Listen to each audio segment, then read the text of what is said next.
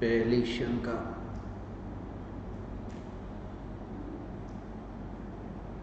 वंदन गुरुदेव। गुरुदेव, आपने सम्यक दृष्टि की अंतरधारा में पत्थर वाली चक्की के दृष्टांत से द्रव्य, पर्याय और ध्रुव की ध्रुवता समझाया था। वही दृष्टांत आपने शंका समाधान 16 नंबर के सत्संग में 1 घंटा ऊपर आधी 8 मिनट पर समझाया। गुरुदेव, बहुत बार मैंने ये सत्संग सुने, फिर भी ध्रुव की ध्रुवता का भाव ग्रहण नहीं कर सकती। मुझे क्षमा कीजिए। आपने 2 बार समझाया, फिर भी मैं समझ नहीं पा रही हूँ। गुरुदेव, कृपया करके इस शंका का समाधान करें। गुरुदेव, स्वस्ति मुखी के अनंत अनंत वंदन।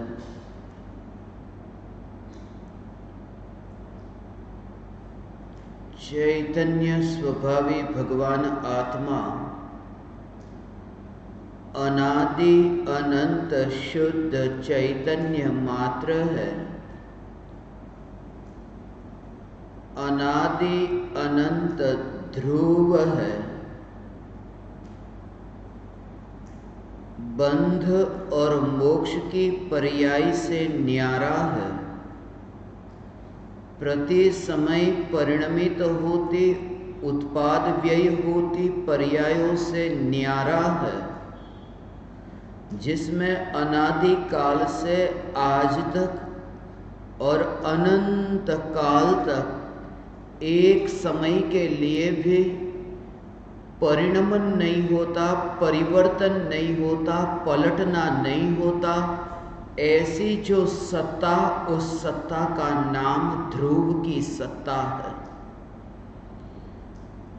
यह सत्ता मात्र भगवान आत्मा, इसी में ज्ञानी की रुचि है, इसी में मुनि की रुचि है, इसी में अरिहंत और सिद्ध परमात्माओं की रुचि है।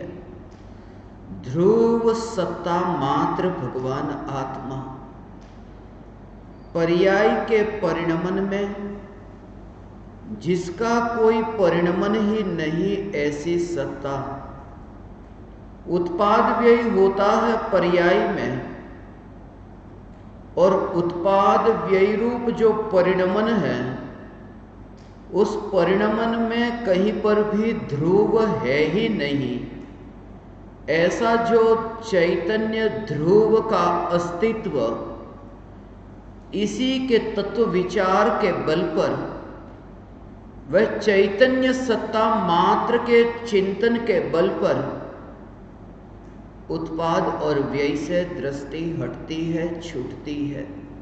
यह जो ध्रुव चैतन्य परमात्मा सत्ता है, इस ध्रुव चैतन्य सत्ता में बंध तो नहीं है, मोक्ष भी नहीं है।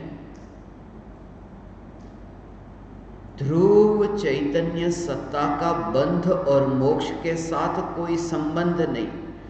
जो बंधन है वह बंधन ध्रुवता में कहीं पर भी नहीं।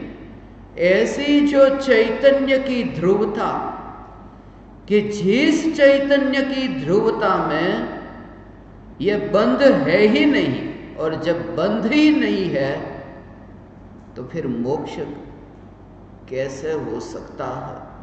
क्योंकि बंध का ही व्यय होने पर उत्पाद होता है। जब बंध की ही सत्ता नहीं है उस ध्रुवता में, तो फिर मोक्ष की सत्ता भी ध्रुवता में कैसे होगी? ऐसी ध्रुवता संसार नहीं है मगर मोक्ष है। मैं संसार स्वरूप नहीं हूं, मैं मोक्ष स्वरूप हूं। ये भी ध्रुव की, ये भी परम तत्व की रुचि नहीं है, ये भी अपरम तत्व की रुचि है। अपरम तत्व की रुचि अर्थात मोक्ष की रुचि, मोक्ष की पर्याय की रुचि, परिपूर्ण शुद्धता की रुचि। ये बात तुम्हें ऐसे समझ में आएगी यदि तुम इस बात को समझ लो कि बंधन चैतन्य सत्ता में नहीं है। अचानक ये मामला पलट नहीं जाएगा कि पहले तो बंधन जिसमें है ही नहीं वह भगवान आत्मा, और फिर जिसमें मोक्ष है ऐसा भगवान आत्मा। ये मामला पलट गया।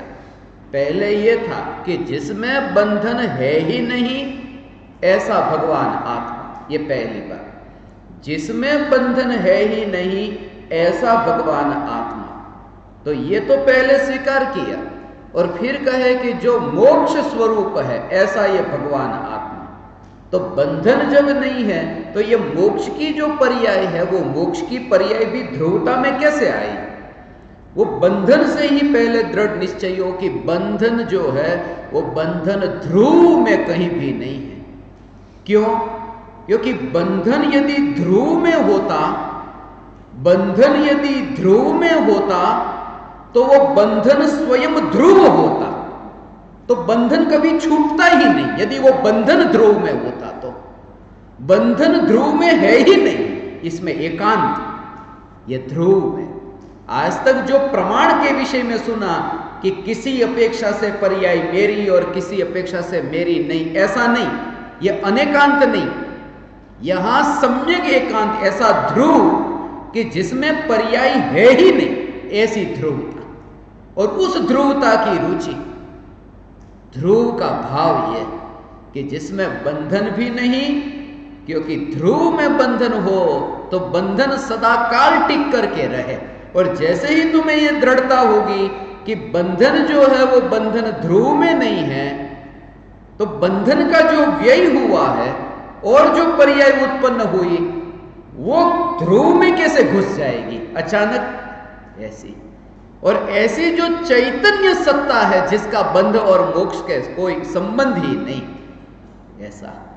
और ऐसा जब भेद विज्ञान होता है कि बंध और मोक्ष की पर्याय स्वरूप जो ध्रुव चैतन्य सत्ता नहीं है, ऐसा बार बार जब तत्व विचार होता है, उस तत्व विचार के काल में फिर ये देह के परमाणु, ये देह के परमाणु के प्रति ये मैं देह हूं, वो दृष्टि ही छूट जाती है।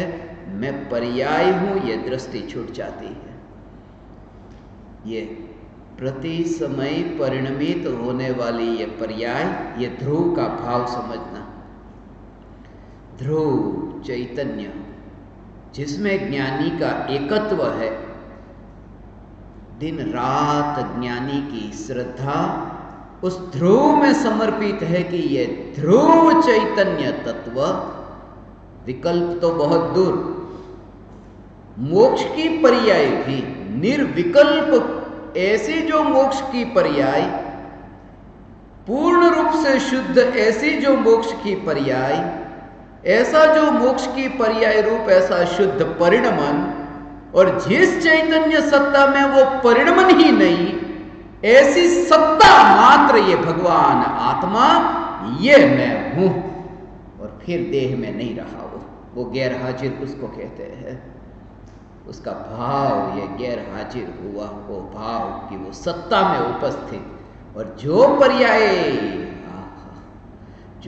पर्याय वो त्रिकाली ध्रुव चैतन्य सत्ता में ढली है, ऐसी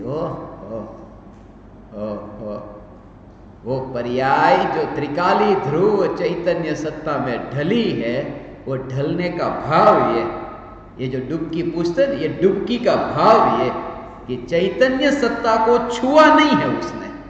डुबकी लगी मगर चैतन्य सत्ता को छुआ नहीं। और पर्याय में ये परिणमन हुआ है उस पर्याय में ऐसा भाव ग्रहण हुआ है कि ये चैतन्य सत्ता में, क्योंकि वो सत्ता तो ऐसी है कि जो शुद्ध पर्याय है वो शुद्ध पर्याय भी उसे छूती नहीं है, ऐसी सत्ता। वो छूने का भाव, ये छूने का भाव, जैसे उसका भाव क्या है ये समझो।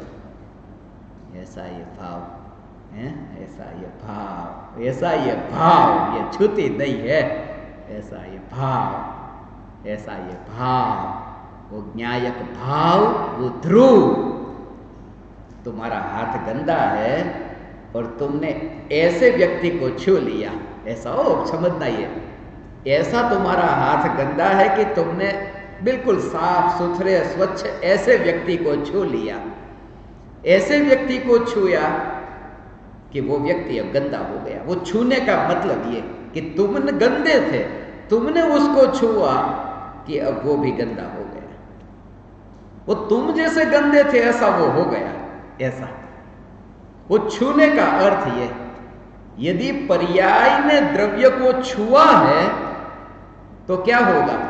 पर्याय ने द्रव्य को छुआ है तो पर्याय निरंतर पलटती है, पलटती है, पलटती है।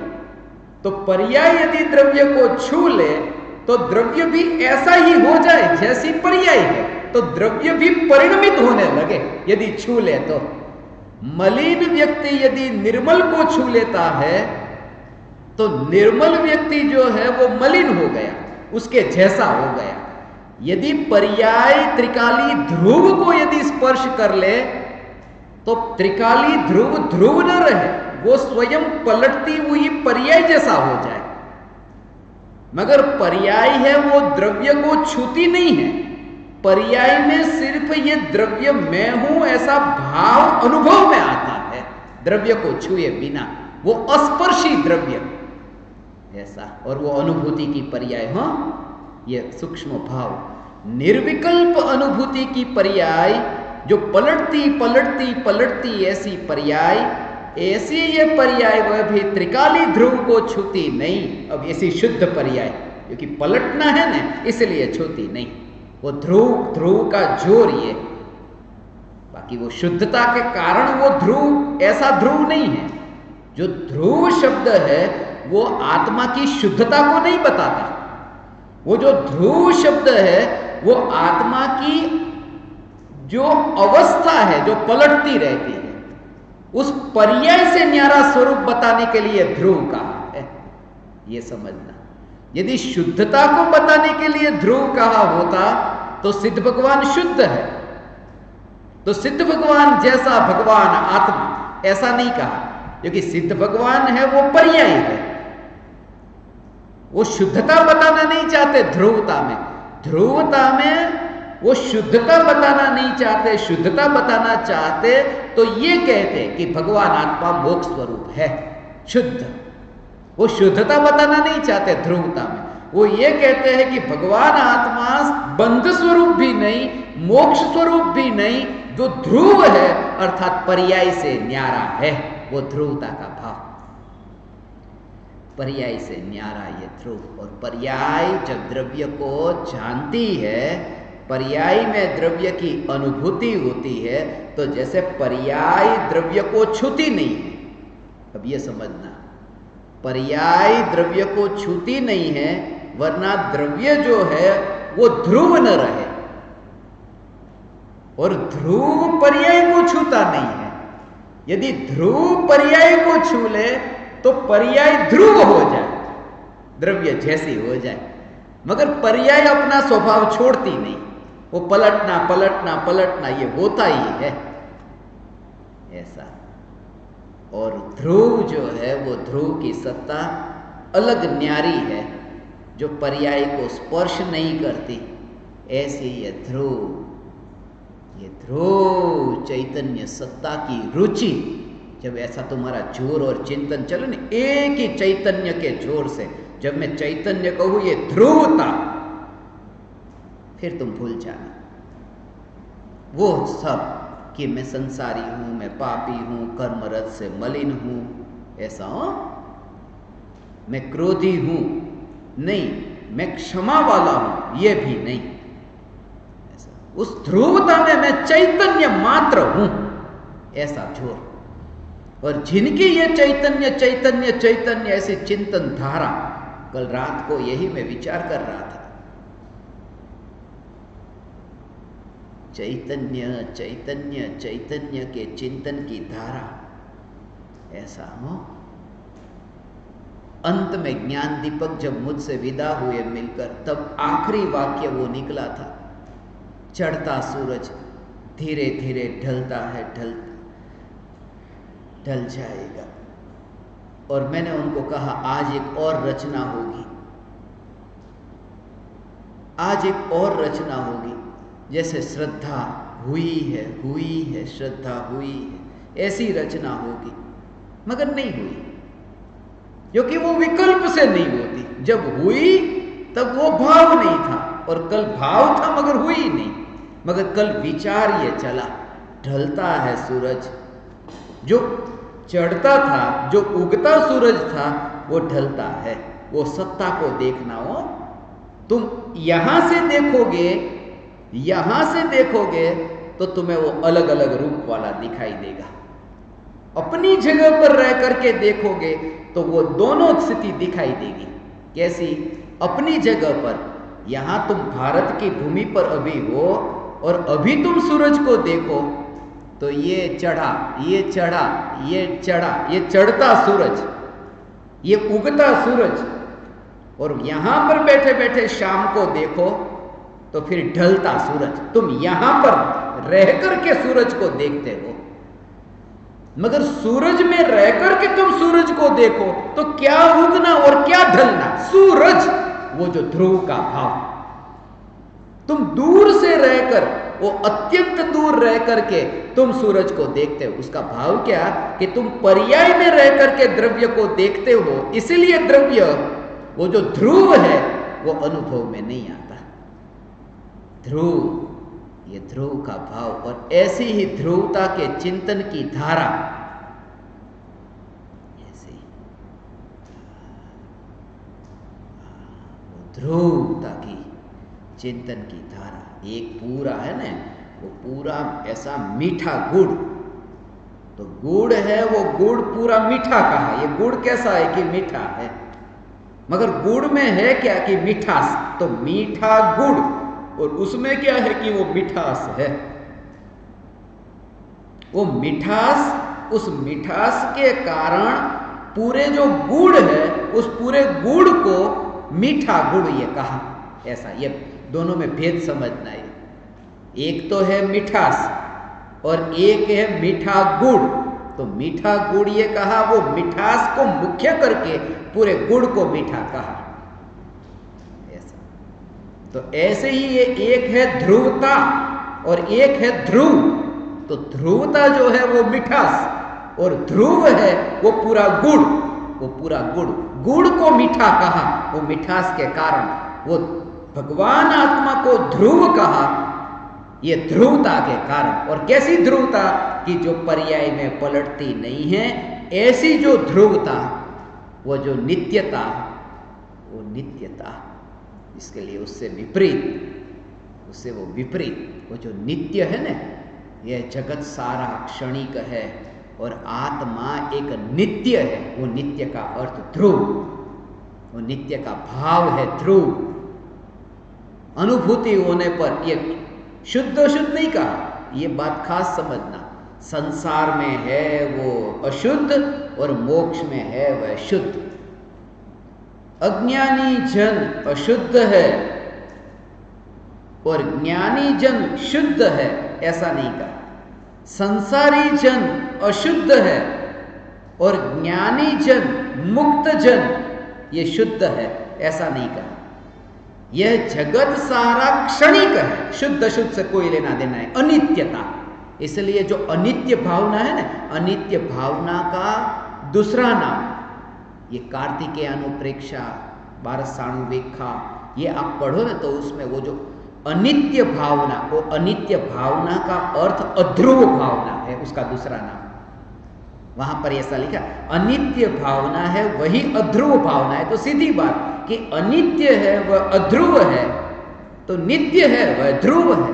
वो नित्य का अर्थ ध्रुव। यह जगत सारा क्षणिक है और आत्मा एक नित्य। और जो आत्मा का अनुभव भी जो ध्रुव कहा, वो जो नित्य कहा, वो नित्य भी वो अनंत काल तक टिक कर रहने वाला है, वो द्रव्य के जैसा, ऐसा नहीं। वहां जो नित्य का अर्थ है वो ध्रुव के लिए नित्य का अर्थ नहीं है। जैसा अर्थ ऊपर नित्य का है, ऐसा अर्थ नीचे जो आत्मा का अनुभव बस एकमात्र नित्य है। वो पर्याय की बात है, वो पर्याय की बात है। अर्थात ये जो आत्मा का अनुभव है, आत्मा का अनुभव बस एकमात्र नित्य है, वो नित्य है। अर्थात ये जो अनुभव है, ये अनुभव अनंत काल तक अब टिकेगा। अब जगत का अनुभव नहीं, जो पहले पर पदार्थों को अनुभव करता था कि गुड़ मीठा है, ये खट्टा है, तो अब उसका अनुभव नहीं करेगा। वो केवल ज्ञान में प्रतिबिंबित होंगे, मगर अनुभव तो वो नित्य का होगा। उस अपेक्षा से अनुभव को नित्य कहा है। ये ध्रुव, ऐसे साधक चाहिए, ऐसे ज्ञान दीपक चाहिए। मैं उन्हीं के साथ रहना चाहता हूं, मेरी साधना के लिए, कि जिनकी ऐसी ही जिज्ञासा, ये ध्रुव ध्रुव ध्रुव। और ऐसा जब तुम्हारे अंतर में चिंतन चले, मैं ध्रुव हूं, मैं ध्रुव हूं, मैं ध्रुव हूं, माने विकल्प हुआ, विकल्प में नहीं, मैं तो ध्रुव हूं।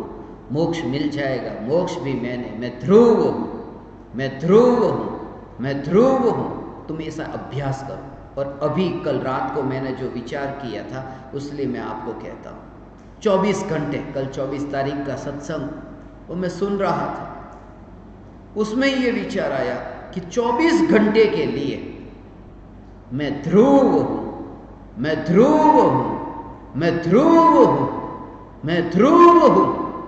कोई भी क्रिया हो, मैं ध्रुव, मैं ध्रुव, मैं ध्रुव, ऐसी ही चिंतन की धारा, ध्रुवता के जोर से ध्रुव। और ऐसे अकेले में नहीं, अकेले में मत करना ऐसा। तुम अकेले नहीं हो वहां। आज कसम खाओ, तुम शपथ लो, तुम प्रतिज्ञा लो, गवाह हो। समाज में कभी झगड़ा होता है ना,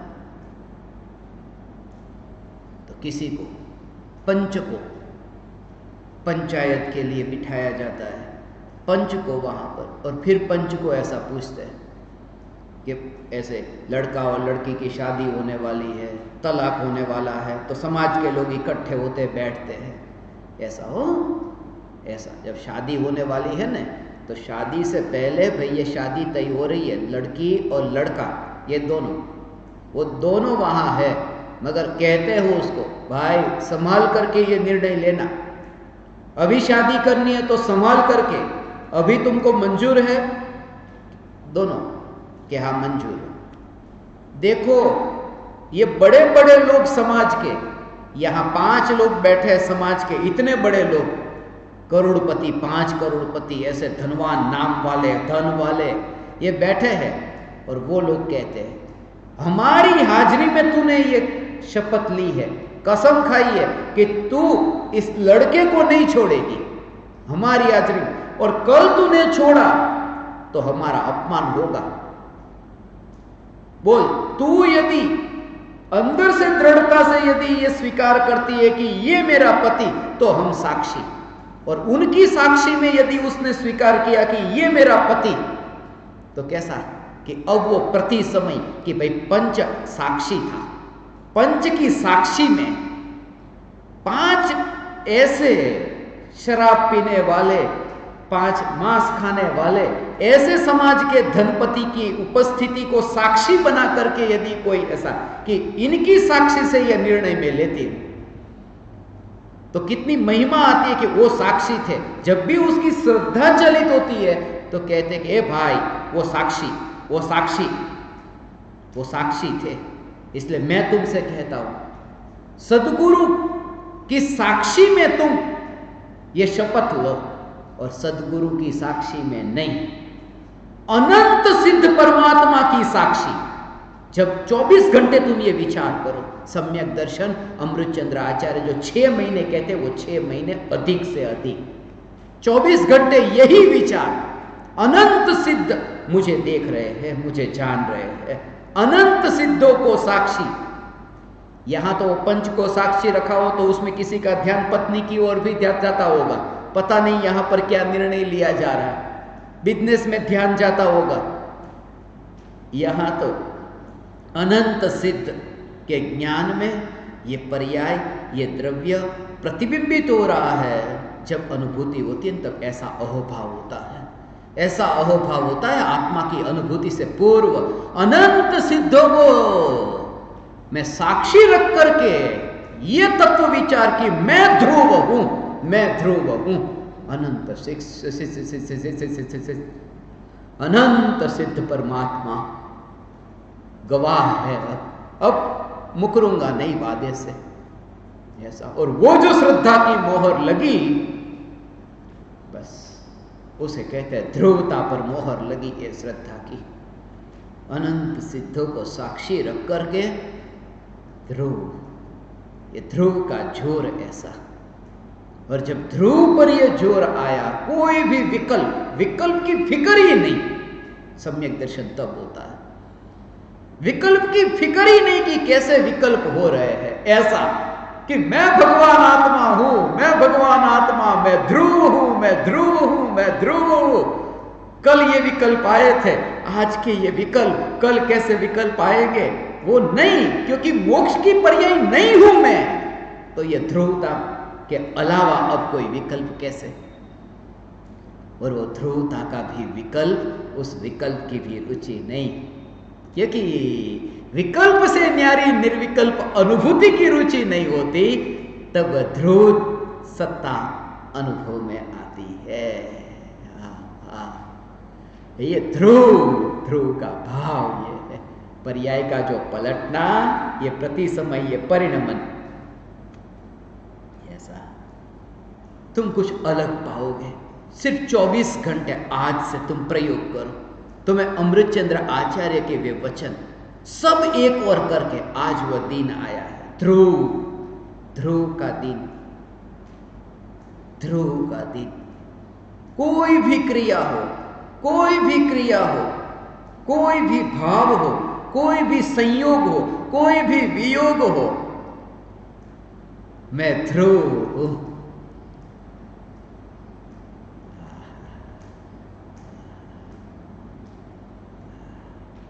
ध्रुव का भाव कैसे ग्रहण करोगे? ये तो शब्द से चिंतन होगा कि मैं ध्रुव हूं। अब पर्याय के परिणमन में वो ध्रुवता का भाव ग्रहण करते हुए ये तत्व विचार, अब उसके बारे में समझो। ये जो भाव,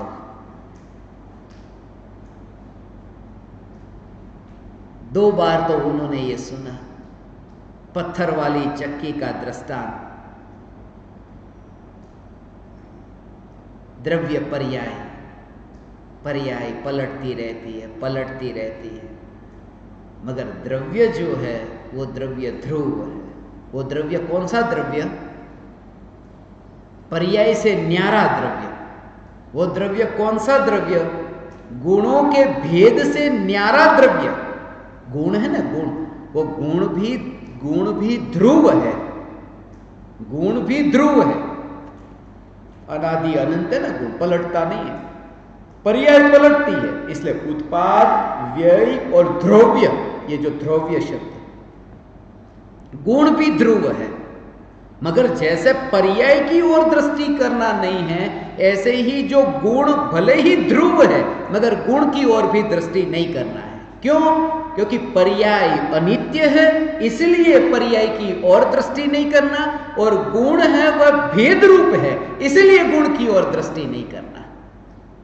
इसलिए जो पलटता नहीं है और जो भेद रूप नहीं है, ऐसा जो द्रव्य, वो द्रव्य उसी को ध्रुव कहा है, वो ध्रुव का भाव। और वो जो अनित्य पर्याय है, पर्याय अनित्य है और गुण भेद रूप है, ये दोनों, मगर दोनों में एक समय के लिए भी द्वेष का भाव नहीं, नफरत का भाव नहीं, ऐसा ये स्वरूप है। द्वेष का भाव नहीं, नफरत का भाव नहीं। पर्याय है ना, पर्याय से द्वेष नहीं कि अरे इस पर्याय ने मुझे बहुत भटकाया, अरे गुणों के भेद ने बहुत भटकाया। नहीं, पर्याय जो है वो वस्तु का स्वभाव है, पर वस्तु का स्वभाव कैसे भटका सकता है? पर्याय ने नहीं भटकाया। गुणों का भेद जो है वो गुणों के भेद वो वस्तु का स्वरूप है। भेदा भेदात्मक ये जो वस्तु है, भेद रूप भी है अभेद रूप भी है, ये वस्तु का स्वभाव है। गुण पर्याय व द्रव्य ये वस्तु का स्वभाव है। तो पर्याय भी वस्तु का स्वभाव है, गुणों के भेद भी वस्तु का स्वभाव है। मगर ये पर्याय और गुणों के भेद ये संसार का कारण नहीं है। पर्याय संसार का कारण नहीं, पर्याय दृष्टि संसार का कारण है। गुणों के भेद संसार का कारण नहीं, गुण भेद की ओर दृष्टि संसार का कारण है। क्योंकि पर्याय और गुण भेद तो वस्तु का स्वरूप है। ऐसे वस्तु का स्वरूप संसार नहीं है, वस्तु का स्वरूप संसार नहीं, उसकी ओर दृष्टि। मगर वस्तु का स्वरूप पर्याय है, वस्तु का स्वरूप गुणों के भेद है। पर्याय और गुणों के भेद ये वस्तु का स्वरूप है। मगर उसकी ओर दृष्टि करने से, उसकी ओर दृष्टि करने से तो संसार हुआ ना, क्या हुआ। मगर जो संसार हुआ वो ध्रुव में नहीं है, क्योंकि वो संसार भी पर्याय है, वो संसार भी पर्याय है। माने इतनी दृढ़ता, चैतन्य की दृढ़ता, ये निर्भव सफल हो गया, उसका यहां आना सफल हो गया। ऐसा ये जो कहते हैं ना, धर्म करो धर्म करो, ये धर्म, ये ध्रुवता का धर्म है। धर्म ध्रुवता, ध्रुवता, ध्रुवता से धर्म, ध्रुवता के आश्रय से धर्म है। ये द्रव्य का स्वभाव, ये अनुभूति, अनुभूति में ज्ञानी का जो जोर है वो इस पर फिर जानने में आए। अनुभूति के काल में वो जोर ध्रुवता पर जानने में आता है। जो वहां पर वेदन होता है, वहां वेदन अनुभूति के काल में वो जो अतीन्द्रिय आनंद का वेदन होता है, अतीन्द्रिय आनंद का निर्विकल्प अनुभूति के काल में, ऐसा तुम समझो न तो समझ में आ जाएगा, अनुभूति होगी तुम्हें। ऐसा सुनो तो समझो और अनुभूति होगी। ऐसा है ये कि निर्विकल्प अनुभूति के काल में भगवान आत्मा, ये जो पर्याय में अतीन्द्रिय आनंद का वेदन होता है, पर्याय में अतीन्द्रिय आनंद का वेदन होने पर भी वो जो द्रव्य की जो ध्रुवता है, चैतन्य की जो ध्रुवता है, उसी पर ही जोर रहता है, वो अतीन्द्रिय आनंद पर नहीं। क्योंकि अतीन्द्रिय आनंद का वेदन नहीं होता है, ऐसा यदि कहो तो आत्मा की अनुभूति हुई, ये जाना किसने? ऐसा अनुभूति, अतीन्द्रिय आनंद जो पर्याय में प्रकट हुआ, आनंद का सागर उछलता था। जब आत्मा की अनुभूति हुई, वो आनंद का सागर तो पर्याय में उछलता। तो पर्याय सहित पूरा द्रव्य, पर्याय सहित पूरा द्रव्य, वो पूरा द्रव्य जानने में आया है। पर्याय सहित पूरा द्रव्य जानने में आया है। निर्विकल्प अनुभूति के काल में जानने में आया, उसमें दोष नहीं है। मगर जो द्रव्य, पर्याय सहित द्रव्य जो जानने में आया है,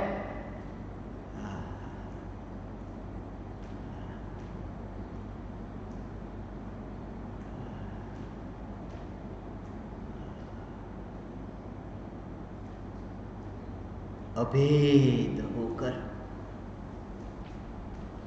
पर्याय त्रिकाली ध्रुव चैतन्य तत्व की ओर ढली, ज्ञान की ही पर्याय नहीं हो, ये ज्ञान का जो जानने रूप प्रवाह, ये त्रिकाली ध्रुव की ओर ढला। श्रद्धा का जो प्रवाह, कि श्रद्धा निरंतर जो काम करती है ना, एक समय भी वो श्रद्धा का परिणमन रुका नहीं। ऐसा एक समय भी श्रद्धा का परिणमन रुका ही नहीं अनादि से। वो परिणमन श्रद्धा का, कैसा श्रद्धा का परिणमन? कि ये ज्ञान का जो परिणमन है कि ये टेबल ज्ञान की अवस्था में ये टेबल जानने में आया तो वो ज्ञान का आकार वो टेबल जैसा हुआ। ज्ञान की अवस्था में राग जानने में आया तो ज्ञान की अवस्था ऐसी हुई। ये मगर जो ये ज्ञान की पहली अवस्था, दूसरी अवस्था, ऐसी जो ज्ञान की अवस्था, ये जानने रूप परिणमन, ये ज्ञान का परिणमन। मगर वो जो ज्ञान का परिणमन है, उस ज्ञान के परिणमन में अब जो भी पदार्थ जानने में आए हैं, हर समय श्रद्धा पलटती रहती है। अनादिकाल से आज तक श्रद्धा नहीं पलटी ऐसा नहीं, श्रद्धा पलटती रहती है। वो परिणमन श्रद्धा का, वो कैसे? वो श्रद्धा का परिणमन कि अभी ये बाल है, अभी बाल कटवाने नाई की दुकान पर गए और बाल कटवाए तो बाल अब नीचे गिरे। जो गिरे हुए बाल है तो पहले ये मेरे थे, अब ये मेरे नहीं है, तो ये परिणमन ही हुआ है श्रद्धा का। श्रद्धा पलटी है। पहले वो बाल मेरा है ऐसा मानती थी श्रद्धा, अब मानती ये मेरा नहीं है। तो फिर ये श्रद्धा पलटती है तो मिथ्यात्व क्यों कहा? क्योंकि श्रद्धा पलट करके भी पर में ही एकत्व करती है, मगर पलटना तो श्रद्धा का प्रति समय हो रहा। यहां इस शरीर में मैं पना है, यहां से मर करके फिर दूसरे शरीर में मैं पना होगा, तो श्रद्धा का परिणमन तो होता रहता है। ऐसा श्रद्धा का परिणमन। मुर्दा पड़ा है और जाकर के बिल्ली में जन्म ले और बिल्ली फिर उस मुर्दे के पास में आए, पहचानती भी नहीं कि थोड़े काल के पहले इसमें ऐसा भाव था कि ये न रहा तो मैं न रहूंगा।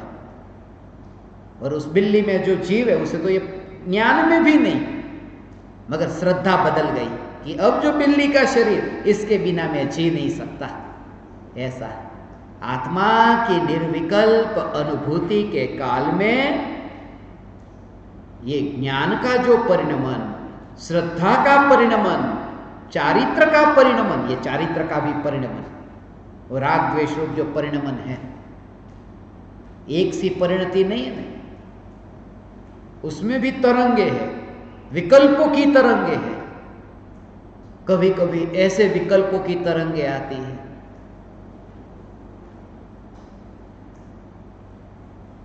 कि आपसे महान इस जगत में कोई नहीं दिखता। तो वो विकल्प है, वो राग का विकल्प है, मगर उससे आश्चर्य न हो यदि थोड़ी देर बाद कहे कि चला जा मेरी नजर के सामने से।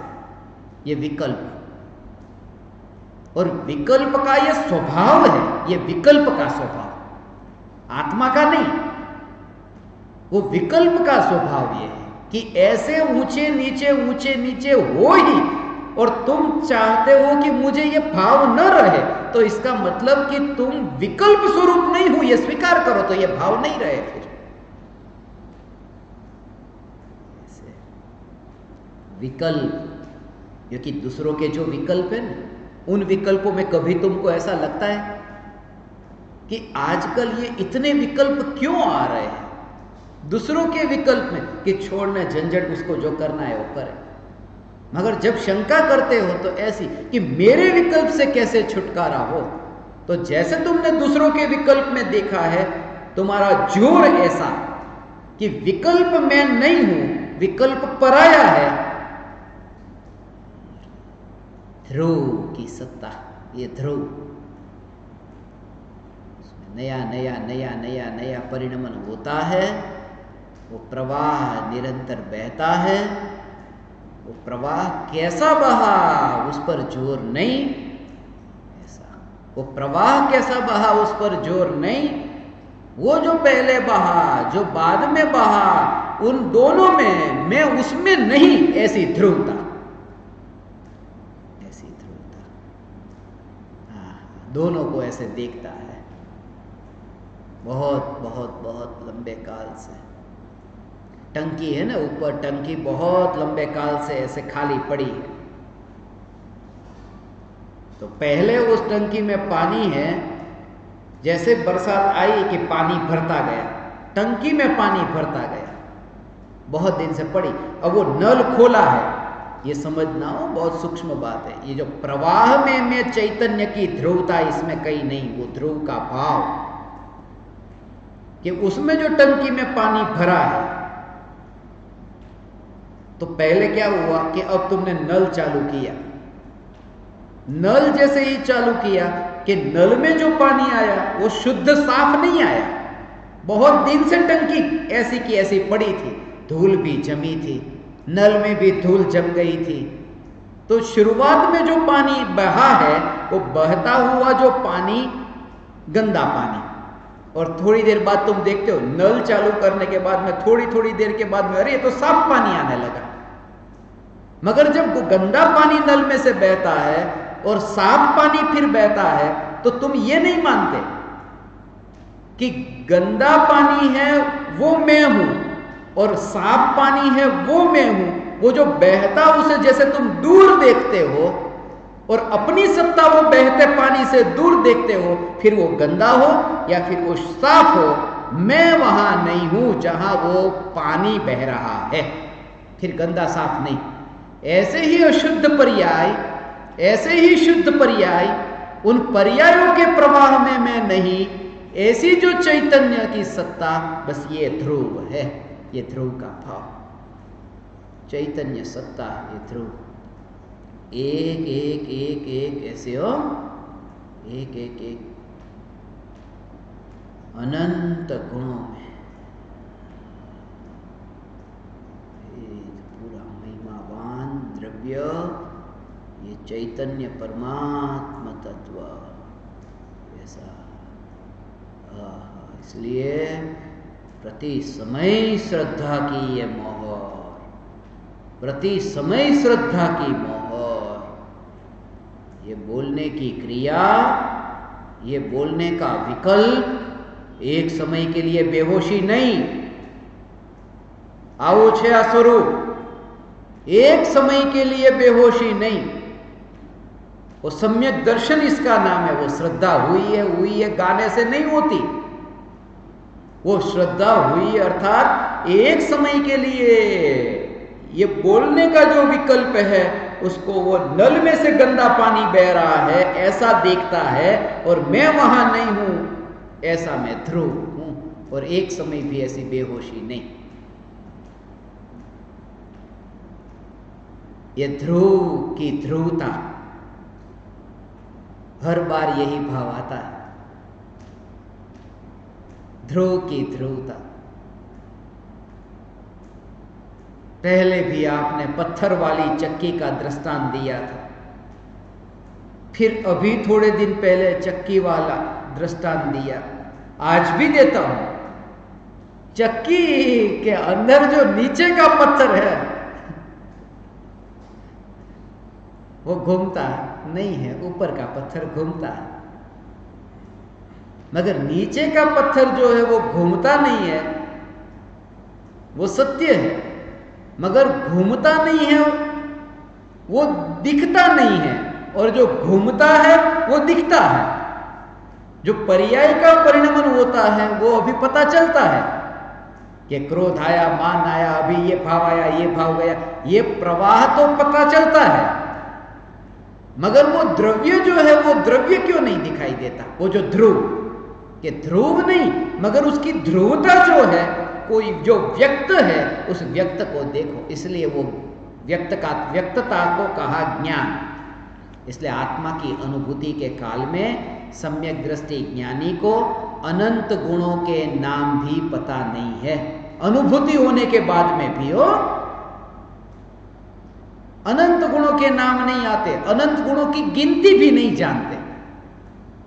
ये तो अनंत का भाव वहां अनुभव में आया है। मति ज्ञान श्रुत ज्ञान में अनंत कैसे जाने, मगर अनंत का भाव अर्थात वो अनंत गुणों की एकता रूप जो द्रव्य स्वभाव है, जिसको ज्ञायक भाव कहा, वो ज्ञायक भाव अनुभव का विषय है। इसमें सब अंदर गर्भित है, वहां ऐसा जानता नहीं है, मगर वो अनुभव में आया है, सब अंदर मिला है। जो व्यक्त हुआ है वो व्यक्त ज्ञान से वो व्यक्त हुआ, ऐसा उसका भाव क्या, उसका भाव समझो। एक एक एक एक एक एक एक एक क्या क्या उसमें मिलता है,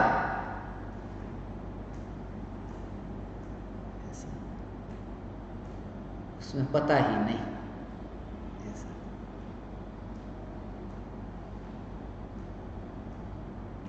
ઊંધિયું બનાવે ને ઊંધિયું, એ ઊંધિયાની અંદર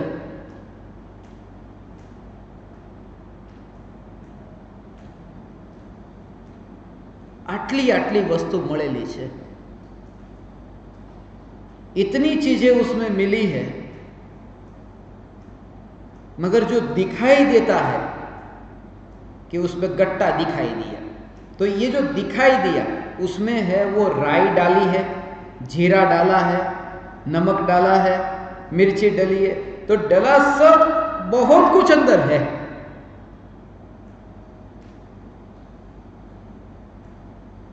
पता भी नहीं चलता, खाते हैं तब। वो तो जब दो दांत के बीच में जीरा फंस जाता है तब पता चलता है कि जीरा अंदर डाला था। आ जीरू શું કામ નાખો છો? અંદર હતું, રોજ નાખતા હતા પણ ખબર નથી, આ અનુભવમાં આવ્યો ત્યારે ખબર પડી કે હતું, પહેલાય હતું, આજે નવું નથી નાખ્યું।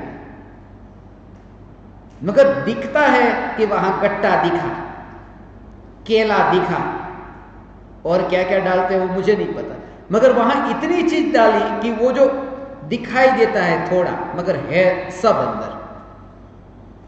तो जब भगवान आत्मा अनुभव में आता है, अनुभव तो अनंत गुणों की एकता स्वरूप भगवान आत्मा का हुआ है, मगर पूछे कि भगवान आत्मा कैसा है, कि ज्ञान वाला, दर्शन वाला, वो अनुभव में तो आया है, मगर अलग करके अनुभव में आया होता तो अनुभवी नहीं होता।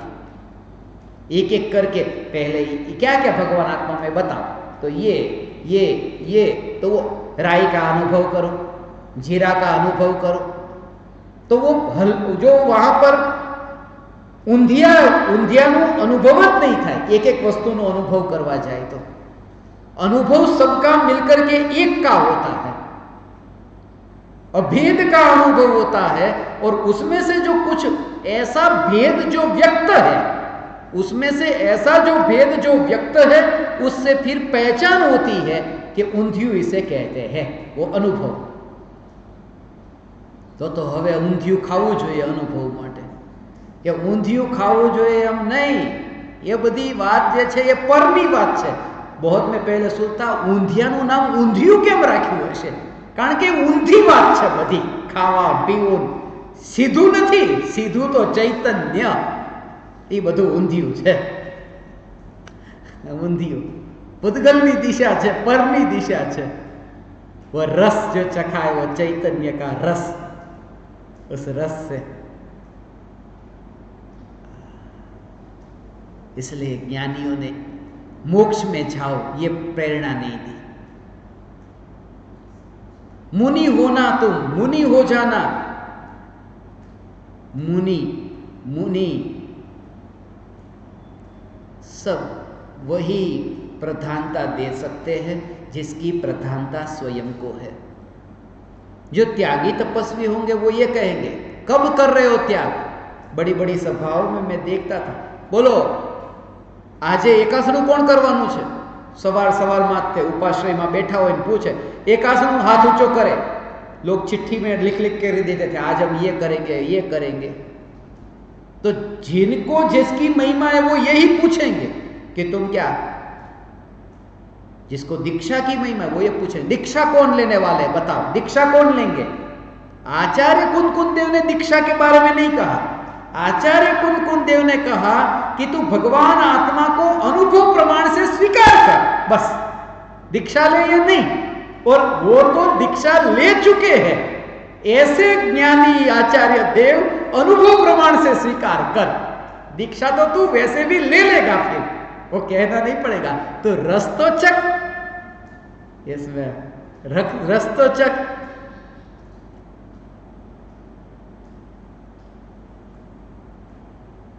ये रस तो चक। पहले मुझे बचपन में ये विचार बहुत आता था जब हलवाई की दुकान से गुजरता था कि ये हलवाई लोग इतने मूर्ख, मुफ्त में सभी को मिठाई खिलाते हैं, लो लो चखो, लो चखो, लो चखो, कितना घाटा होता होगा उनको। कि घाटा नहीं, उसमें ही उनकी कमाई होती है कि थोड़ा सा यदि तुमने रस चखा तो फिर तुम ज्यादा खाओगे ही खाओगे। फिर उसको श्रद्धा है ना कि मेरी मिठाई ऐसी है, थोड़ी चखो, पता है ये मुफ्त की नहीं खिला रहा हूं, ये शुरुआत में मुफ्त का माल दिया है, बाद में तो वसूल होगा पूरा का पूरा। जब वो पैसा लेगा, ये जो चखाया है ना उसका भी दाम उसमें जुड़ गया है।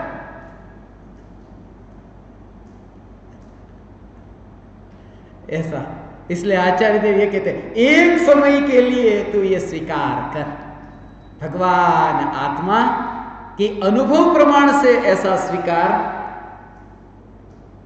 अनुभव प्रमाण से भगवान आत्मा का स्वीकार। फिर हर 15 दिन में आत्मा का ध्यान करना, हर अंतर मुहूर्त में आत्मा का ध्यान करना, ये नहीं, अनुभव।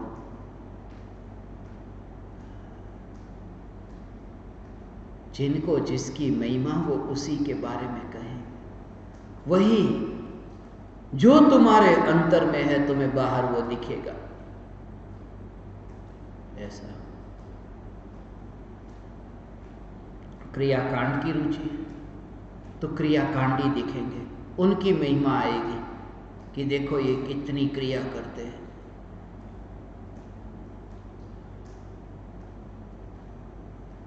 माफी मांगते हो छोटी छोटी बात पर, फिर जो माफी मांगने वाला है उसकी महिमा आएगी, ये व्यक्ति बहुत सरल है, मैं तो माफी मांगता हूं। ऐसे ही ये व्यक्ति बहुत सरल है, माफी मांग लेता है, क्योंकि तुम्हें माफी मांगने की महिमा है। प्रतिक्रमण की महिमा है तो वो प्रतिक्रमण करता है, उसकी महिमा आती है। और सम्यक दृष्टि को, इनकी महिमा नहीं, सम्यक दृष्टि को ध्रुव की महिमा है। इसलिए सभी परमात्मा ध्रुव, इसी ध्रुवता कि प्रत्येक आत्मा ध्रुव है, ऐसा ज्ञानी को दिखाई देता है, क्योंकि जैसा यहां ऐसा वहां, एक समय में ये सभी आत्मा परमात्मा है, ये श्रद्धा हुई।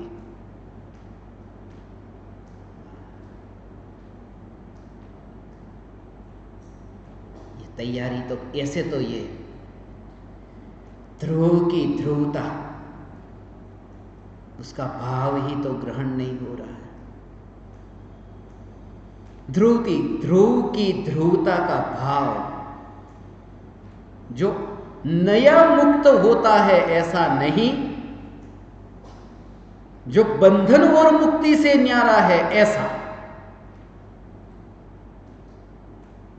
एक आदमी ऐसा है कि जो जेल में गया है,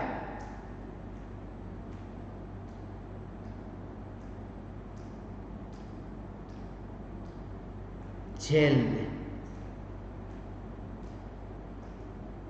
और वो जेल से छूटकर आया और रास्ते पर तुमको मिले और तुम उसको पूछो कि कब आए जेल से, वो उत्तर देगा कल आया, परसों आया, वो जवाब दे देगा। मगर ऐसे व्यक्ति को तुम पूछो जो कभी जेल में गया ही नहीं, और उसके घर पे जाके पूछो कि कब आए जेल से, तो कैसा झटका लगेगा, सीधा ही झटका कि ये क्या बात कर रहे हो तुम, जब जेल में गया ही नहीं तो कब आए जेल से, ये कहां की बात कर रहे हो। वो जैसे जैसे ये पुकार सुनी कि कब आए जेल से, ये बात झूठी है, क्या बात कर रहे हो तुम, वो जैसे स्वीकार नहीं करता। ऐसे ही सम्यक दृष्टि, यदि कोई पूछे कि आपका मोक्ष कब होगा, तो सम्यक दृष्टि आपका मोक्ष कब होगा इस वाक्य में कि कौन बंधा था, मैं तो ध्रुव हूं, ऐसा। वो बंध नहीं, मोक्ष नहीं, उससे न्यारा ध्रुव। ये ध्रुव का भाव, चैतन्य की ध्रुवता।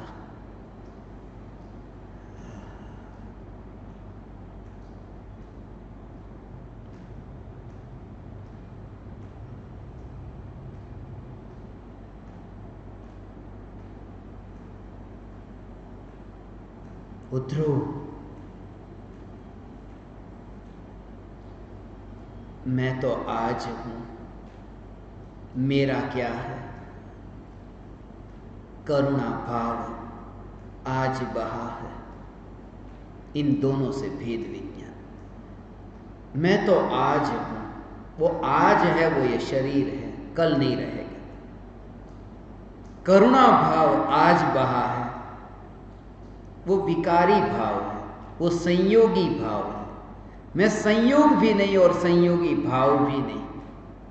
मैं तो आज हूं, मेरा क्या है। करुणा भाव आज बहा है, तेरी हालत देखी न जाती। श्रद्धा होते होते रह जाती।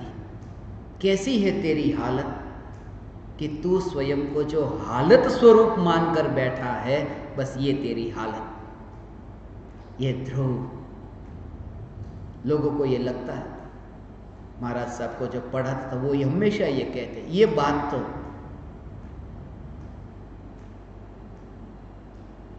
सबके लिए कैसे हो सकती है। हम तो सबको यही कहते कि बाल जीवों को ये ध्रुवता की, ध्रुव की ध्रुवता की बात बाल जीवों को नहीं सुनानी चाहिए। जो बाल जीव होते हैं उनको ये ध्रुवता की बात नहीं सुनानी चाहिए। ऐसा हमने पढ़ा था। फिर वो ये कहते ऐसा हमने पढ़ा था। मैं कहता ऐसा जिन्होंने लिखा वे स्वयं बाल जीव थे, इसलिए उन्होंने लिखा, ज्ञानी नहीं। कि तीर्थंकर भगवान के समोसरण में जब गणधर देव को कहा कि ध्रुव, तब जानवर को यह कहा होगा कान में थोड़ा हाथ रख दो, अभी तुम्हारे लिए नहीं है, तुम तो बाल जीव। दुनिया भर की बात इससे करना उससे मत करना, इससे करना उससे मत करना, दुनिया भर की बात। मगर ध्रुव की चर्चा एक ऐसी है जो सबसे करना। पता नहीं किसका कब काल पक जाए, इसलिए यहां रहता हो तो बाकी की बात करता हो। चलो आलू कौन खाता है, आलू नहीं खाओगे। उमराला के बच्चे आते तो उनको पूछता आलू कौन नहीं खाएगा, प्याज कौन नहीं खाएगा। प्रश्नोत्तरी होती थी तो कहते यहां पर जो प्रवचन होता उसके बाद में प्रश्नोत्तरी होती। तो 10 बच्चे खड़े हुए, फिर मैं उनको प्रश्न पूछता, चलो 6 द्रव्य में क्रियावती गुण कितने द्रव्य में। फिर 5 ने बताया, 5 बैठ गए, चलो इनको नहीं आता। फिर पूछता वैभाविक गुण कितने द्रव्य में, फिर 3 बैठ गए, 2 नहीं बैठे। फिर पूछता अस्तिकाई कितने, तो दोनों ने बताया 5। तात्कालिक जवाब। बोलो साधारण वनस्पति का एक जीव का दूसरा नाम क्या है, कि निगोद। दोनों ने बताया। इतनी लंबी लंबी लंबी प्रश्नोत्तरी चलती और रात को देरी हो गई। फिर मैं ये कहता आज जिसने आलू प्याज खाया वो बैठ जाए, और एक बैठ जाता, एक जीत जाता। तो उनके लिए ये सब, किसी परदेश में रहता हो तो ये कहता हो कि चलो आज शराब किसने पी है, आज मांस किसने खाया है, तो आपके लिए मैं उसके लिए लेवल की बात करूंगा फिर कि मांस और शराब में क्या दोष है। तो दुनिया भर की बात, ये इसको मैं दुनिया भर की बात कहता हूं। खाना पीना ये सब दुनिया भर की बात, ये दुनिया भर की बात है, ये दुनिया भर की बात है। मगर ध्रुव की जो बात है वो तो दुनिया भर की बात में ये ध्रुव की चर्चा कभी न छूटे। ये ध्रुव,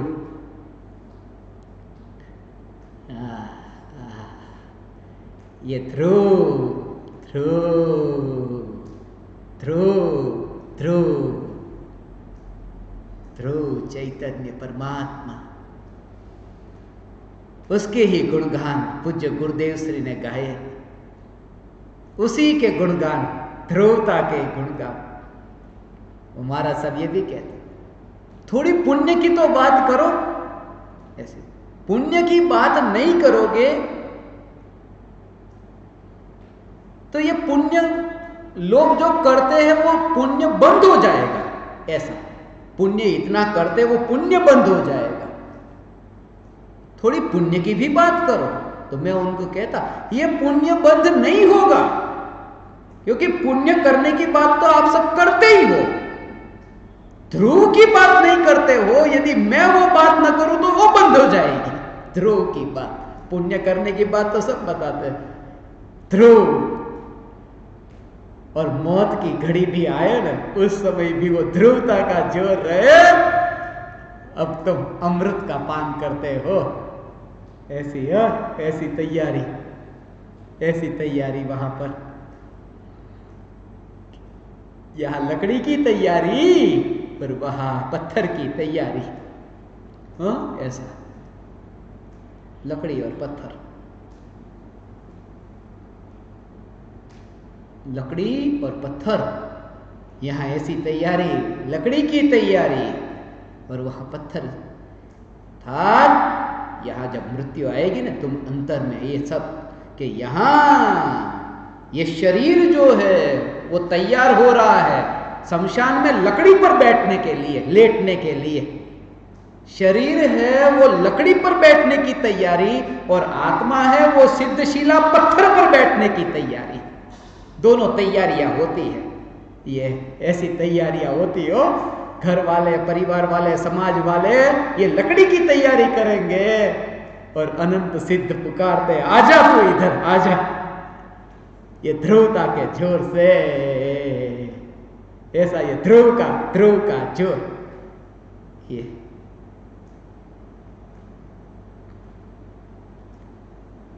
उन्होंने, ये एक साधक की भाषा है, ये ज्ञान दीपक की भाषा है। मुझे क्षमा कीजिए, आपने 2 बार समझाया फिर भी मैं समझ नहीं पा रही हूं। आपने गलत समझाया ऐसा नहीं, आपने जो समझाया उसका भाव मुझे बताइए।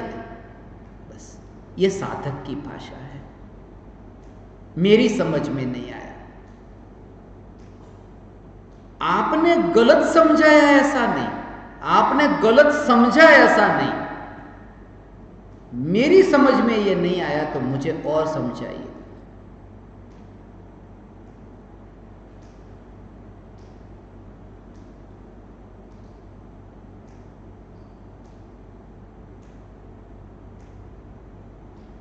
आगे पूछा है,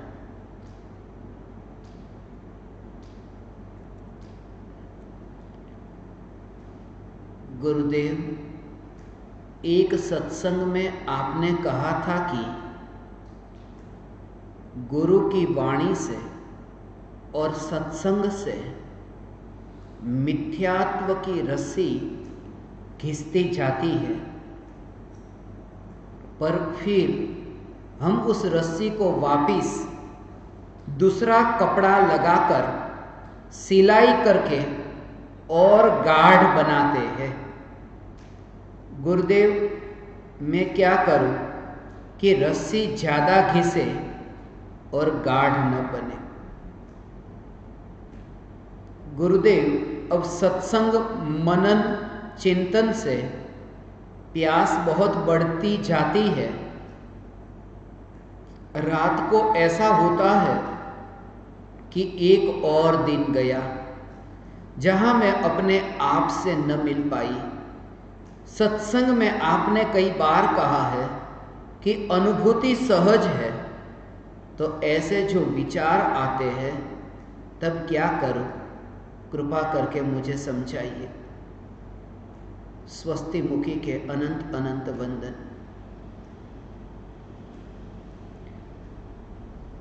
गुरु की वाणी, वाणी से मिथ्यात्व की रस्सी घिसती है, उससे बेहतर ये समझो कि वाणी सुनकर भाव सहित विचार करने पर वो मिथ्यात्व की रस्सी वो घिसती जाती है, तत्व विचार तत्व चिंतन के बल पर। क्योंकि वाणी सुनने वाले तो बहुत है, मगर सुनने मात्र से वो मिथ्यात्व की रस्सी नहीं घिसती जाती।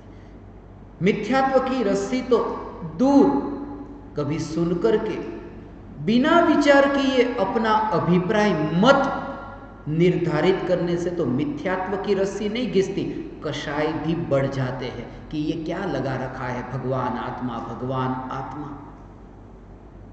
इसलिए भाव सहित चिंतन हो तो मिथ्यात्व की रस्सी घिसती जाती है। और जब तुम्हें पता है कि उसी रस्सी को हम नया कपड़ा लगा करके सिलाई करके गाढ़ बना लेते हैं, कब कि सत्संग से दूर होते हैं तब। 24 घंटे शास्त्र हाथ में रखना संभव न होगा, 24 घंटे कान में ईयरफोन लगाना संभव न होगा, मगर वह तत्व विचार वो निरंतर हो सकता है। और रात की फिक्र मत करना, रात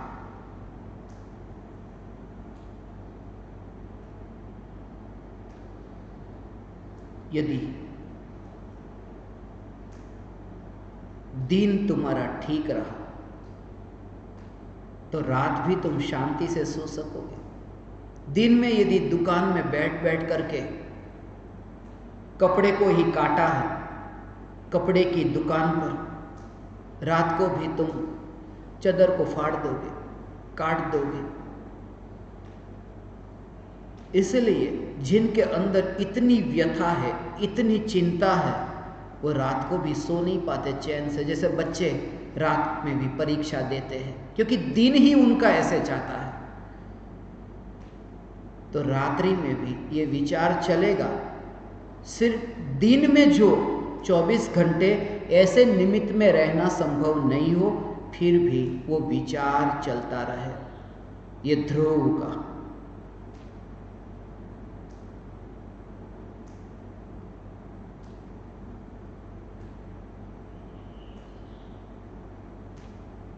वही तो मोक्ष के निकट की यात्रा है। जैसे जैसे तत्व विचार होते होते विकल्प का पर्दा हटता है कि भले ही वो दूरी 7 राजों की एक समय में छूटती है, मिटती है, कटती है, 7 राजों की दूरी, मगर यहाँ जो एक समय में निज सिद्ध परमात्मा से वो दूरी मिट गई, जब अनुभूति हुई, फिर वो एक औपचारिकता रही 7 राजों की दूरी, असल में ये दूरी।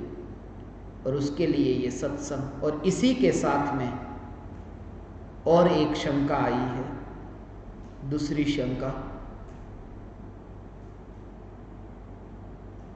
पूजनीय गुरुदेव, सादर वंदन, आपका रत्नत्रय स्वास्थ्य अच्छा होगा। मेरी शंका यह है कि आपने सत्संग में बताया कि प्रयोग करो, पर जब मैं प्रयोग करती हूँ तो हो ही नहीं पाता, कृपा करके मार्ग बतावे। गुरुजी, दूसरी शंका यह है कि सत्संग में कभी मन अच्छा लगता है, कभी नहीं। संसार में रहते हुए सत्संग में स्थान का भी महत्व रहता है कि कैसे स्थान पर बैठकर प्रवचन सुने, सत्संग करें। परोक्ष ज्ञान दीपक, मोनिका व कमलेश सेठ अंजड़।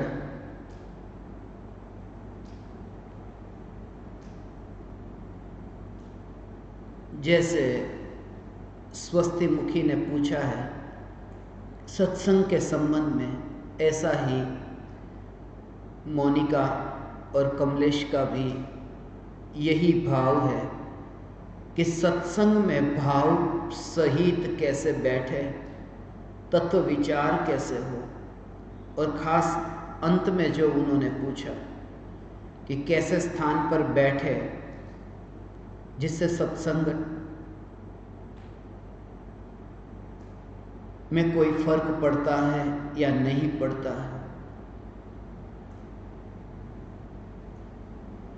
सिर्फ प्रवचन सुनने का नाम सत्संग नहीं है, सिर्फ शास्त्र पढ़ने का नाम सत्संग नहीं है। ये तो सिर्फ सत्संग के लिए एक माध्यम है, ये सत्संग नहीं है। सत्संग तक पहुंचने के उपाय है। सत्संग वह जो भीतर में तत्व विचार हो रहा है वह सत्संग, उसे भी व्यवहार से सत्संग कहा। निश्चय से तो जब पर्याय सत्ता स्वरूप ध्रुव चैतन्य को अनुभव करे, बस वह सत्संग है। उससे पहले सत्संग के लिए कैसे स्थान पर रहना है, और सत्संग में कभी मन लगता है कभी मन नहीं लगता, ऐसा होता होगा। क्योंकि जब तुम सत्संग में बैठते हो तब बाहर का इतना व्यर्थ का कोलाहल लेकर बैठे हो, व्यर्थ का कोलाहल लेकर बैठे हो,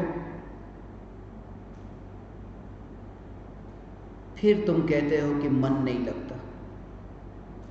तो क्या करें कि व्यर्थ का कोलाहल बाहर छोड़ करके आओ और फिर सत्संग में बैठो। मेरी बात को समझना कि तुम व्यर्थ का जो कोलाहल है वो बाहर छोड़ करके फिर बैठो और फिर तुम सत्संग को सुनो। मगर शिष्य कहता है कि व्यर्थ का जो कोलाहल है वो यदि मैं बाहर ही छोड़ देता तो फिर आपके पास आने की जरूरत क्या थी? मैं आया हूं इस कोलाहल को मिटाने के लिए। यदि कोई मरीज वैद्य के पास जाए और वैद्य कहे अभी मत आना, ठीक हो जाओ पहले फिर मेरे पास आना, तो फिर वैद्य के पास जाने की जरूरत क्या? इसलिए इससे तुम निराश मत होना। यदि इतने व्यर्थ के विकल्प भी तुम्हारे अंतर में उत्पन्न होते हैं और तुम सत्संग सुनते हो, ये औषधि है, ये बीमारी के समय ली जाने वाली औषधि है। जब तक बीमारी है, जब तक राग की बीमारी है, तब तक ये सत्संग है, तब तक ये सुनना है। जब तक वह बीमारी है, इसलिए गणधर देव भी सुनते हैं, क्योंकि बीमारी है राग की। केवली सुनते नहीं, लोकालोक जानने में आता है, सुनते नहीं है। ये वाणी को जो सुनना तब तक जब तक बीमारी है। खास करके अलग अलग साधकों की अलग अलग रुचि होती है। किसी को दृष्टांत से ज्यादा समझ में आता है, किसी को दृष्टांत ऐसा लगता है कि इसमें मजा नहीं आया, ये बंद करो, ये दृष्टांत देना बंद करो। मैं राजा रानियों की कभी कहानी सुनाता हूं, कुछ लोगों को बहुत अच्छा लगता है कि आज तो बहुत आनंद आया। मगर जब ध्रुव की ध्रुवता की ही चर्चा करूं तो कुछ लोगों को अच्छा लगता है, कुछ लोगों को लगता है कि अरे आज तो बहुत कठिन प्रवचन था, कुछ समझ में नहीं आया। ऐसा होगा तो तुम्हारी रुचि बताती है कि तुम्हें किस में रुचि है। बाकी जगत में कठिन कुछ भी नहीं, वो तो प्रभावों की रुचि के कारण ये कठिन लगे। ऐसा हो प्रभावों की रुचि के कारण। जिसने कभी नहीं सुना, जिसने कभी सुना ही नहीं है चैतन्य परमात्मा को, उसे पहली बार जब तुम सुनाओ तो ये चैतन्य की पुकार सुनाना ये ठीक है, थोड़ा भटके नहीं। जो नित्य निगूढ़ से निकल करके मनुष्य होकर मोक्ष में जाने वाले, उसी भव में मोक्ष में जाने वाले ऐसे जीव भरत चक्रवर्ती के पुत्र निगोद से निकले और मोक्ष में जब गए मनुष्य होकर कि नहीं, अरे अभी तो निगोद से निकले, वो मोक्ष में गए कैसे? अनुभव के बिना। अनुभव हुआ कैसे? वाणी सुने बिना, पुकार सुने बिना। तो उन्होंने भी पुकार तो सुनी ने, भले ही निगोद में थे और अभी अभी निकले तो भी पुकार सुनी। इसलिए कोई नया जीव आया उसे ये मत सुनाओ, ये नहीं। सत्संग में यदि दृष्टांत आते हैं तो दृष्टांत से भी द्वेष न हो। गुरुदेव भी बहुत दृष्टांत देते थे, मगर ज्यादातर लोग दृष्टांत के पीछे ही पड़ते हैं। दृष्टांत को मैं कहता हूं, एक है चैतन्य की पुकार, वह है गाना, वह गीत है। चैतन्य की पुकार गीत है और दृष्टांत संगीत है, म्यूजिक है। गीत के साथ म्यूजिक होता है, मगर वो गीत कैसा है यह महत्वपूर्ण है। तुम गीत की ओर देखना। गीत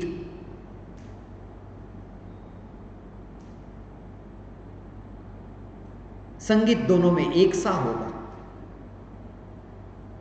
महान गुरु राज की चरण रज, उसमें जो संगीत वो उसी संगीत में होगा।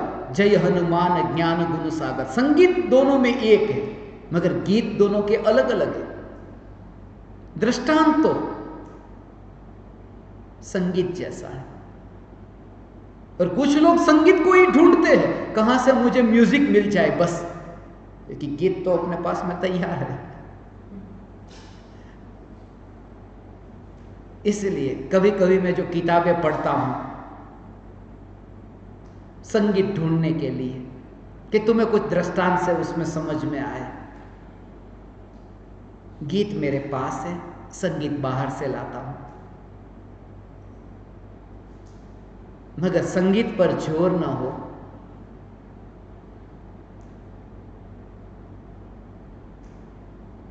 प्रयोग करते हैं, प्रयोग हो नहीं पाता। सत्संग में मन लगता नहीं। एक स्थिति ऐसी समझो, सत्संग समूह में हो तो ज्यादा ठीक रहेगा। ये जो बाहर की सत्संग की बात कर रहे हैं, सुनना ज्यादा से ज्यादा समूह में हो तो ठीक रहेगा। दूसरे की उपस्थिति में सुनना, सत्संग सुनना, और ध्यान जो है वो अकेले में। सत्संग समूह में और ध्यान अकेले में। तीर्थंकर भगवान की दिव्य ध्वनि, वो जो प्रवचन, वो समूह में होता था, वहां भी समूह। सत्संग समूह में, मगर ध्यान में जब डुबकी लगी तब समूह नहीं, तब वहां एक में, सत्संग में। इसलिए अधिक कहूं तो मुनिराज के योग में, भावलिंगी संत के योग में, और यदि न मिले तो ज्ञानी के योग में। भले ये मजबूरी में कह देते कि ये पुकार तुम्हें वहां मिली, निराश मत होना, मगर प्रत्यक्ष कृपालु देव ने जो झूर दिया है वो प्रत्यक्ष। इसी कारण से तो फर्क पड़ेगा उसमें, क्योंकि जैसे ही तुम्हें नींद आ जाएगी वहां तुम अकेले होगे, पता नहीं, जगाने वाला कोई नहीं। जीवंत के पास जैसे ही तुम सोए तुरंत ही अकेला हूं नहीं। जब मैं स्कूल में पढ़ता था बहुत जगह था। एक बार गणित में 100 में से 99 आए। गुरुजी से यही पूछा, ये कहां काटा आपने मार? बहुत जगता, 4 बजे सुबह उठ जाता, और जितना योगदान जागना मेरा होता उतना ही बापूजी का, वो भी जागते। मैं अलार्म लगाऊं 4 बजे का तो वो अलार्म लगाते 4 बजे, क्योंकि 4 बजे जब मैं पढ़ता हूं और जैसे ही किताब ऐसी आंख लगी कि वो कहते उठ, वो 4 बजे उठते मुझे जगाने के लिए, कभी नींद ना आ जाए। और अकेले हो तो हाँ पता नहीं, फिर सुबह के 7 ही बजेंगे। 4 से 7 चौथे गुणस्थान से 7वें में गया सीधा। सुबह पता चला कि नाम निकल गया स्कूल में से, संसार में से तो नाम निकला या नहीं पता नहीं। मगर वो जागते थे, वो मुझे याद है, बचपन की वे सब घटनाएं। प्रत्यक्ष से ये फर्क पड़ेगा। तस्वीर भी मैं पिताजी की रख सकता था कि आप मत जागना, आपकी तस्वीर है ना।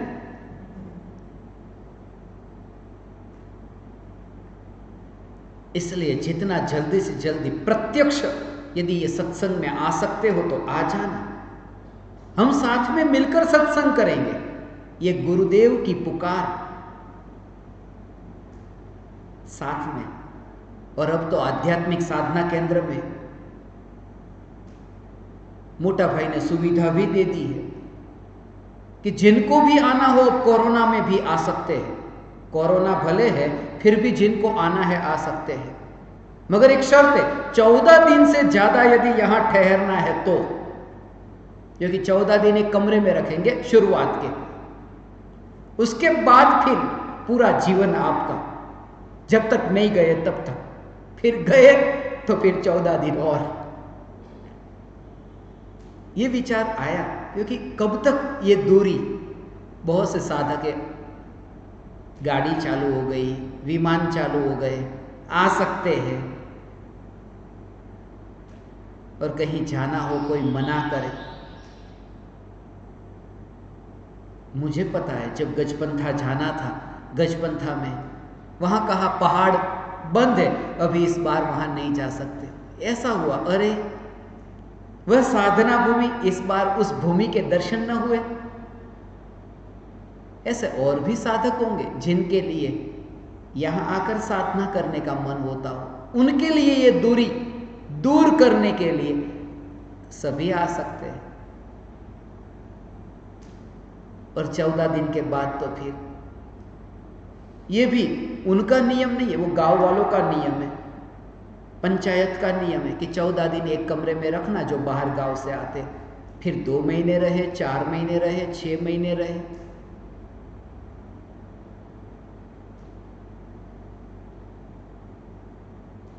मैं तो आज हूं, मेरा क्या है।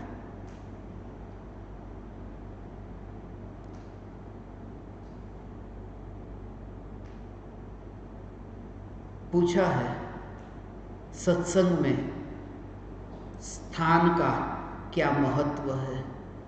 महत्व है सत्संग समूह में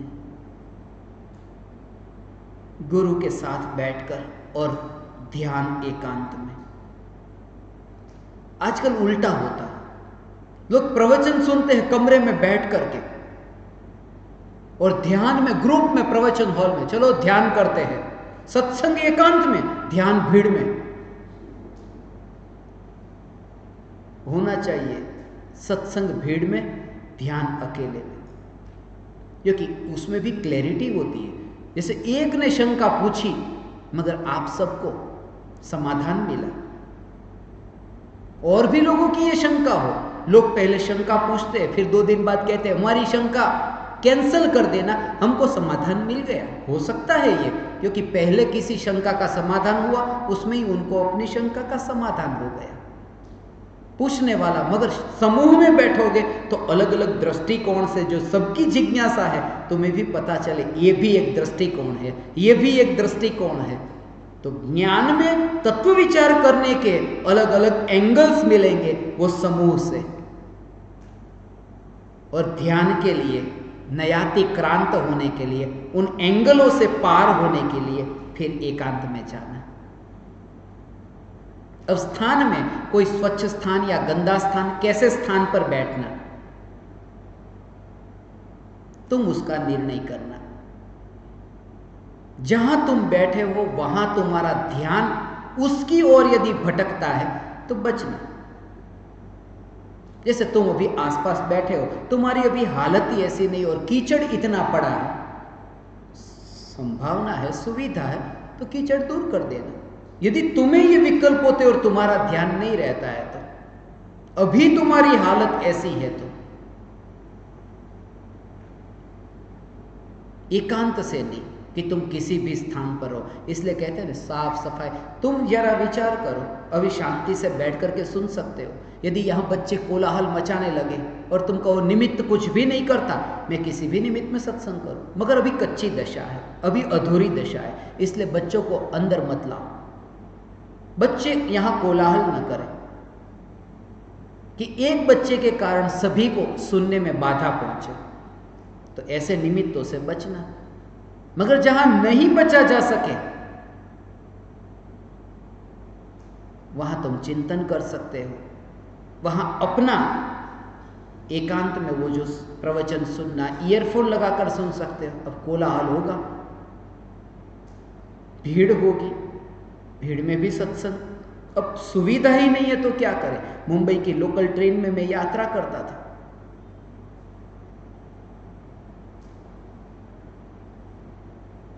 जब मैं घर आता, यहां पर निशान होते, 3 निशान, छाती के भाग पर बटन के निशान, खून के निशान, क्योंकि घिसते घिसते घिसते घिसते घिसते भीड़ में, ट्रेन की भीड़ में वो बटन घिसते थे और यहां निशान खून के होते थे। मैं उनको बताता था कि देखो ये, जब उमराला वापिस आता था, दूर दूर से भायंदर विरार से अंदर आता, या फिर कल्याण से, डोंबिवली से फिर अंदर आता, जाना आना पूरे दिन भर, तो वो निशान ऐसे हो जाते। अब भीड़ को मना नहीं कर सकते, मगर मेरे पास एक वॉकमैन जो मैं सुनता था, जिसमें वो कैसेट आती थी घूमने वाली, जो पतंग के नीचे लगाते उड़ाते हैं पतंग लोग, तो उसमें तो साथ में लेकर घूमता, वो सुनता। अब उनको मना नहीं कर सकते कि भीड़ तुम चली जाओ, ये कोलाहल मत मचाओ। जब कोई बचने का उपाय नहीं है तब फिर ऐसे सुनना। मगर यदि तुम्हारी स्थिति ऐसी है तो जरूर बचना ऐसे निमित्त से कि जहां तुम्हारा ध्यान बाहर भटकता हो। और जब तुम्हारी दशा ऐसी आएगी तब फिर तुम कहीं पर भी रहो, फिर कीचड़ में रहो।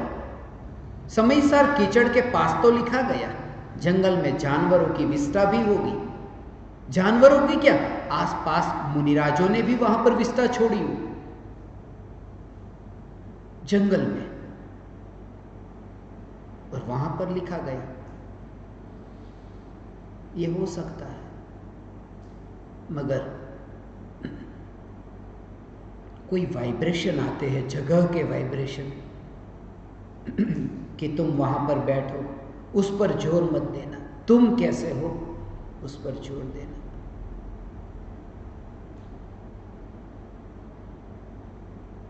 कभी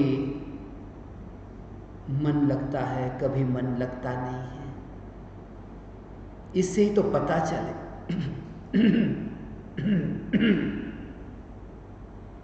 कभी मन लगता है, कभी मन नहीं लगता है। ये दोनों स्थिति तुम्हें जब पता है तो उसमें भेद विज्ञान करो कि कभी मन लगता है और कभी मन नहीं लगता है। इसका मतलब ये कि वो जो मन लगता है या मन नहीं लगता है, उसमें मेरा पुरुषार्थ नहीं, उसमें उदय का परिणाम है।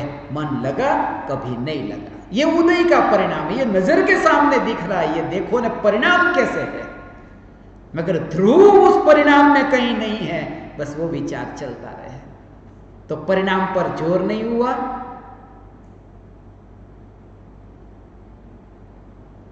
चैतन्य पर जोर, पर भाव पर भी जोर नहीं,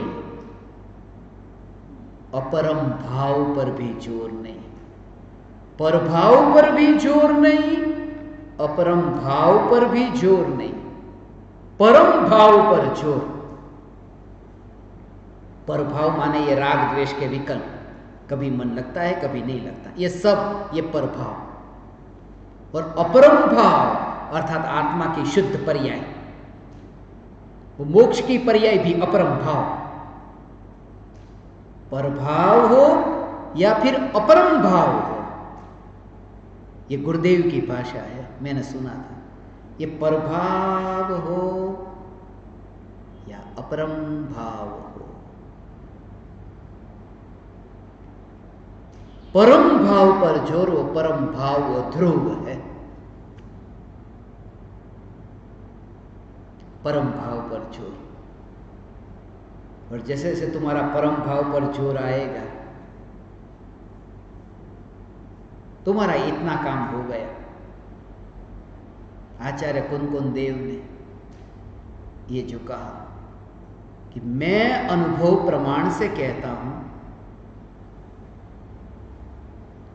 अर्थात लिखता हूं, तुम अनुभव प्रमाण से स्वीकार करना। ये 4, 1, 2, 3 और ये 4, 1, 2, 3 और 4 की यात्रा होती है, चौथे गुणस्थान की यात्रा। 1 कुंदकुंदाचार्य देव को अनुभव हुआ, ये 1 तो वहां हो गया था। कुंदकुंदाचार्य को अनुभव हुआ और कुंदकुंदाचार्य ने लिख लिया, वहां 2 काम हुए, एक अनुभव का और एक लिखने का। शास्त्र लिखे तो एक अनुभव हुआ आत्मा का और आत्मा के अनुभव का स्वरूप बताया लिख करके, तो 2 काम वहां हुए, एक अनुभव और एक लिखना। और शिष्य को 2 काम करने हैं कि जो लिखा उसको पढ़ने का और फिर अनुभव करने का। 1 से 4 की यात्रा, माने 1 से 4 की यात्रा, 1 नंबर पर भी अनुभव था और 4 नंबर पर भी अनुभव आया, बीच में कुछ रह गया, क्या? लिखना और पढ़ना। ये दोनों की बात, दोनों को ऐसे कहो मैं तो, एक का उनका काम तो उनका हो गया, आचार्य कुंदकुंद देव का काम तो हो गया, अनुभव हो गया और लिखना हो गया। और तुम्हारा अभी पूरा काम नहीं हुआ, आधा हो गया, क्या? कि पढ़ना तो हो गया, अब अनुभव बाकी रहा। माने दोनों के काम में से एक वहां तो हो गया था, तुम्हारा आधा हुआ, माने कुल मिलाकर 1.5, તમે 1.5 થઈ ગયા, 1.5 और 1.5 डाया नहीं, 1.5 થઈ ગયું કામ, અડધું બાકી રહ્યું હવે। અરે અડધામાં આખો છુપાયેલો ભગવાન આત્મા છે, એ અનુભવમાં।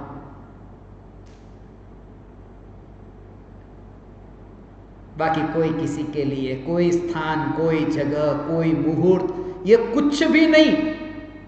इस मुहूर्त में स्वाध्याय करना, इस जगह पर स्वाध्याय करना, ऐसे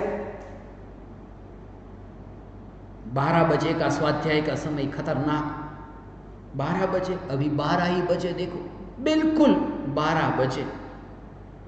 मैं ध्रुव चैतन्य तत्व, ये 12 बजे भी ध्रुव की पुकार होगी, कोई काल नहीं, कुछ भी नहीं ऐसा। किसी को दीक्षा लेनी थी मुंबई में, दीक्षा ही नहीं ले रहे थे, लेनी थी, ले नहीं रहे थे। बोले क्यों नहीं ले रहे? ज्योतिष को बुलाया है मुहूर्त निकालने के लिए, दीक्षा का मुहूर्त निकलता है, कि ज्योतिष को दीक्षा का मुहूर्त निकालने के लिए बुलाया, मगर अभी बाहर गांव गए, अभी आए नहीं है। वो मुहूर्त निकालेंगे, वो उस मुहूर्त में दीक्षा लेंगे। और वो ज्योतिष कौन? वो जो भाई साहब थे जिनकी शादी हो गई थी, पर छूटा-छड़ा થઈ गया, तलाक हो गया, और जिस ज्योतिष ने वो शादी का मुहूर्त निकाला था, वो ज्योतिष का इंतजार कर रहे। जो शादी जैसा शादी का, वो भी सक्सेसफुल नहीं गई, सफल नहीं गई, उस ज्योतिष को दोबारा बुलाएंगे कि दीक्षा के लिए तू थोड़ा मुहूर्त निकाल दे एक और। मुहूर्त से निकली हुई, ली हुई शादी, की हुई शादी सफल नहीं जाती, दीक्षा से वो मुहूर्त का क्या संबंध? मुहूर्त होता है, अनुभूति होती है, जरूर होता है मुहूर्त, मुहूर्त नहीं अंतर मुहूर्त, अंतर मुहूर्त तक अनुभूति हो तो केवल ज्ञान हो जाता है। ये मैंने जाना, ये मैंने जाना, गुरुदेव से जाना, मेरा खुद का घर का नहीं। इसलिए जगह पर, ज्योतिष पर, ये ज्योतिष से एक वो यूनान का ज्योतिष याद आया। एक आदमी गिर गया था कुएं में, ज्योतिषाचार्य, और उसने फिर एक बूढ़ी ने देखा आवाज कर रहा है तो उसने रस्सी डाली अंदर। वो पकड़ पकड़ करके बड़ी मुश्किल से ज्योतिष बाहर निकला। फिर उस बुढ़िया को कहता है, धन्यवाद मुझे बचा लिया, नहीं तो यहां आवाज कौन सुनता मेरी। मैं आपके लिए क्या करूं, मेरे पास तो कुछ नहीं, मैं एक ज्योतिष हूं, आपके लिए मैं इतना कर सकता हूं, ज्योतिष आपका देख सकता हूं कि आपका भविष्य में क्या होगा। ऐसा उस बूढ़ी ने क्या कहा, उसने कहा तुझे वर्तमान में नजर के सामने जो कुआं था वो कुआं नहीं दिखाई देता, तो भविष्य का मेरा ज्योतिष कैसे दिखाई देगा। तो कुएं में गिरा। ऐसे ही एक ज्योतिष के पास में मैं गया था जयपुर में, रास्ते पर बैठते थे, हाथ देखा, बोले तेरा 50 बरस की उम्र में ये होगा, 60 बरस की उम्र में ये होगा, ऐसा। और फिर मैं उठा और जाने लगा। मुझे बोला एक रुक, किधर जाता है, पैसे? बोला मेरे पास तो पैसे नहीं है। बोला तो फिर ज्योतिष ये हाथ क्यों दिखाया? मैंने उससे कहा 5-6 मिनट के बाद में मैं तुम्हें पैसा नहीं देने वाला, ये तुम्हारे ज्योतिष ज्ञान में नहीं आया। 50-60 साल का आ गया था तो तुम्हें यह पता चलना चाहिए कि ये भविष्य में मुझे पैसा नहीं देने वाला है। चला जा यहां से और आने दे तू। बगैर कोई काल कोई क्षेत्र उससे क्या लेना देना। जब चैतन्य की रुचि जगे, ध्रुव की रुचि जगे, हे ज्ञान दीपक, ध्रुव की मस्ती में मस्त रहो। आप परमात्माओं के निमित्त से मुझे सत्संग करने का अवसर मिला। मेरा इतना समय सत्संग में रहा, ऋण रहा आप सबका मुझ पर। मैं आप समस्त परमात्माओं को मेरे हृदय के अंतःकरण से प्रणाम करता हूँ। मेरे प्रणाम स्वीकार करें।